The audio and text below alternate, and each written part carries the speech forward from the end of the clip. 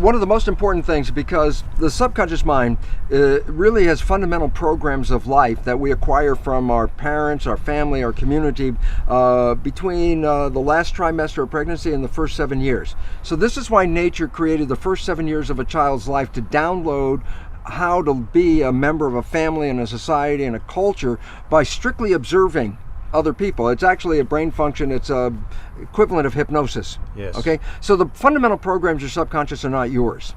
The conscious mind is yours. That's the creative mind. Well, the issue is that the conscious mind can travel in time. What are you doing next week? Yeah. Your mind lets go of the moment, goes to next week. What'd you do last week? Lets go of the moment, and you move into last week. Or I say, Ty, think of something in your head. And the moment you're thinking, you're not paying attention. Well, this is what the function of the subconscious comes in. When you're not paying attention, you go to autopilot. So it's not like you're walking down the street and you have a thought and then stop. Like that. No, you continue walking. Yeah, but you're not paying attention. So it's a subconscious that does all the jobs from walking to driving the car. And so why is this relevant? Because when we're not paying attention and we default to the subconscious, we play the programs that are in the subconscious. And then I go, yeah, but the programs in the subconscious are primarily not yours. They came from other people. And most of them, as psychologists tell us, most of the programs we get are disempowering, self-sabotaging, and limiting. And Yes. the relevance about that is this. If I'm going to play those programs, then by definition, I'm going to be shooting myself in the foot. The reason why you play the subconscious programs is because the conscious mind's engaged with thinking, which is 95% of the time or more. And that means 95% of your behavior is invisible to you. And why I really wanted to emphasize this so much is this, because we believe we're victims. Oh, I really wanted to be successful. I wanted to be healthy. I wanted to have a great relationship, and it's not working out. Yeah. And then you say, well, that was my intention, and it's not working, so therefore the world's against me. And then we go into victims like, God, I really wanted it and it didn't happen. And I just wanted people to wake up, because it basically is this. It's not the world against you at all. The world will give you everything. The issue is you're not operating from your conscious mind, except 5% at the most. And so your life is really a reflection of your subconscious programming. Yes. Now you say to me, well, I got programmed from the last trimester of pregnancy, first 7 years, so I was being programmed when I was 1 and 2 and 3, and I go, absolutely. And you say, but what were the programs? I wasn't there. I have no idea what the hell the programs are. And I go, here's the neat part. 95% of your life is coming from the subconscious. So all you have to do is look at your life and just look at it and say, for what? I say, what comes to you that you want and it comes to you easily, you have programs to allow that to happen. But what you struggle with, what you work hard on, what you have to put a lot of effort into, why are you working so hard? And the answer is simple. Because you have an invisible program that is sabotaging you from that point. So now all of a sudden you say, well, what do I need to change? I say, well, look at your life. Yes. And tell me what you're having trouble with. Yeah. Because that's the direct expression of a program that's not supporting you. There's always been a belief that the conscious and the subconscious minds are one and the same. So if I educate my conscious mind, then my subconscious mind should automatically know what the heck I just did. Yeah. Right? So then I say, well, yeah, guess what? How many self-help books did you read? And I go, oh, I read all these self-help books. I say, now that you read them, did your life change? And the answer is, no, not really. But I'm really smart, because if you ask me any questions about the self-help book, I can answer it. I say, well, what's the issue? And the issue is this. The conscious mind is creative. So yeah, I could read the book. I could watch this video with you in it. I could even just go, aha, and the conscious mind could accept that and learn it. But the subconscious mind does not learn that way. And that has been the problem, because we educate the conscious minds, get really smart, and our life stays exactly the same as it is. And the issue is why? Because it doesn't translate from the conscious to the subconscious. Because the subconscious learns in, well, 3 to 4 fundamental ways. Number one, the first way it learned 7 years was hypnosis, because the brain was operating in a low vibrational frequency and just downloading what it saw. After you're 7, how do you learn? Habituation. How'd you learn the ABCs or the times table? You had to repeat it and repeat it and repeat it, and finally you got it, and then you know how to do it. You want to drive a car? You have to practice and practice, and then you learn how to do it.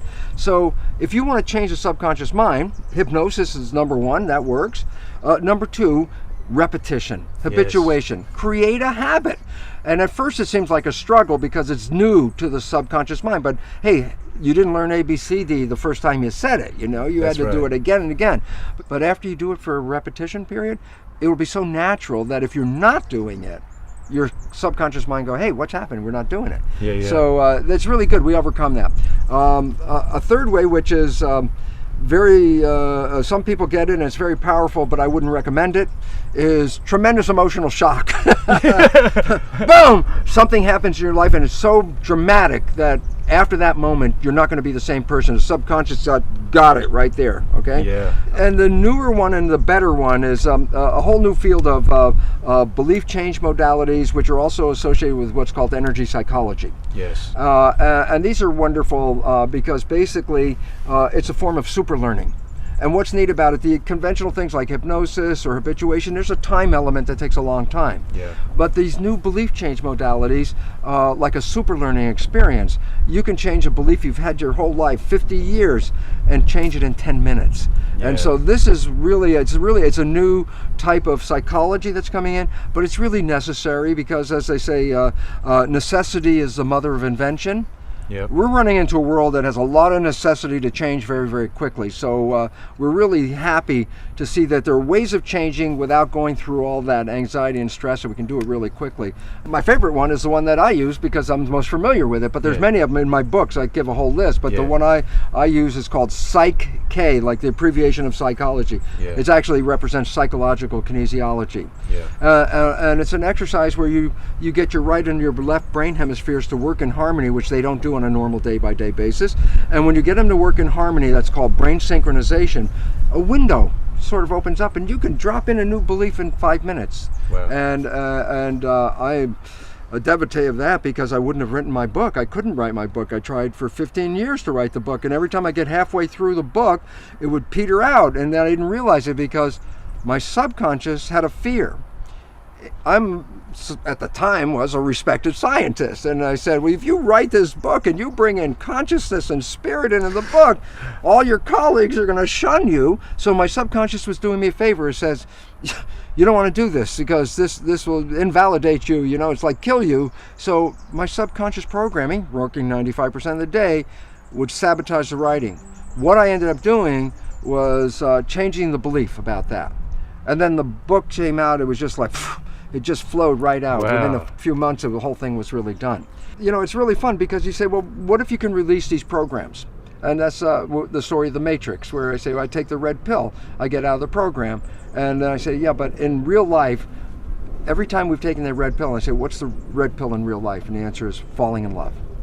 Falling in love with the person, or falling in love with your creativity, or whatever it is, falling in love. Because when you fall in love, what you're doing is so captivating and so engrossing and so desirable, you don't let your conscious mind wander. So the first time in your life, your conscious mind's staying present. And I said, well, why is that important? Conscious mind, wishes, desires, and aspirations. If you're operating from that mind, you manifest your wishes and desires. So my conclusion for all of this blah, blah, blah that I'm giving you is simply this. What if you go into the subconscious mind and change the programs in the subconscious mind so they reflect the wishes and desires of your conscious mind? What would that mean? And I tell you what it means. You'll live in a honeymoon for every day of your life on this planet for a simple reason.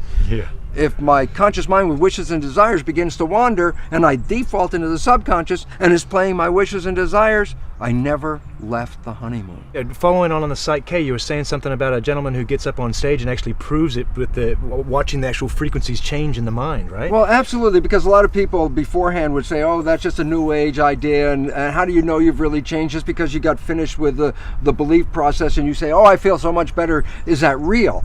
Well, now Jeff Fannin, a neuroscientist whose expertise is called brain mapping, Yeah. And he puts wires over your head and can read three-dimensionally what's going on in the brain.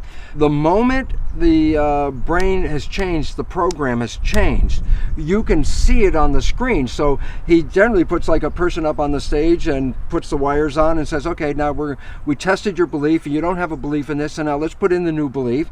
And it's interesting because the audience can see the change before the person actually says, yes, now it's done. This may be a few seconds, but the audience can see it. So why is this important? Because this sounds miraculous. Yes, you mean you can change your beliefs in 5 or 10 minutes? And see the results, like but you can instant. see it instantly. Actually, you can experience it instantly if it's a phobia. for a simple reason. Because a phobia is a certain stimulus, like height, or I'm afraid of spiders, or I'm afraid of dogs. Then I say, okay, good, let's go through the belief change. You come out and I say, well, how am I afraid of spiders now? I can show you instantly. Here's a spider. And all of a sudden, you know, 10 minutes before, it freaks you out. Now it's like, oh, all of a sudden your complete biology changed. So you can see that. But a lot of people's beliefs involve something dynamic. They have to do with relationship to others and people or jobs. So they actually have to go out and then they look back and go, whoa, this is so different than it was before. Most people's stresses are not real immediate emergency stresses at all. They're beliefs of a fear that they won't have something, they won't have a job, they won't have food, they won't have a friend. And it's not that they don't have them right now. They're thinking about, oh, that happens. And that's where the stress comes from. And that's why 90% of the people are in fear, because they recognize that their future is uncertain.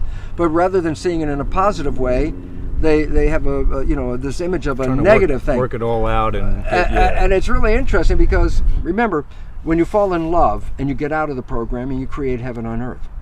Well, if it wasn't for the programming, everybody would have heaven on earth. Yes. So if we can change the programming, then heaven on earth is available to anyone.